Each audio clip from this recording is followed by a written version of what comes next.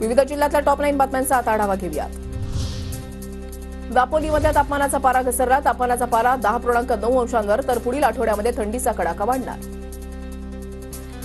साताऱ्याच्या कराडमधील कृष्णा सहकारी साखर कारखान्याच्या 65व्या गळीत हंगामाचा सुरेश भोसले आणि अतुल भोसलेंच्या हस्ते शुभारंभ।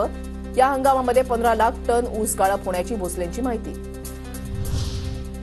नंदुरबारमध्ये नाफेड खरेदी केंद्राच्या नोंदणीकडे शेतकऱ्यांनी पाठ फिरवली। महिना उलटल्यानंतर शेतकऱ्यांनी माल विक्रीसाठी आणलेला नाही। नाफेडकडून शेतकऱ्यांना माल आणण्याचं आवाहन।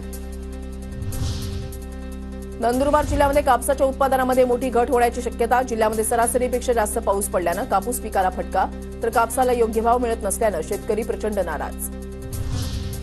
धुळे कृषी उत्पन्न बाजार समितीमध्ये कांद्याची आवक वाढली। कांद्याचे भाव कमी होण्याची शक्यता।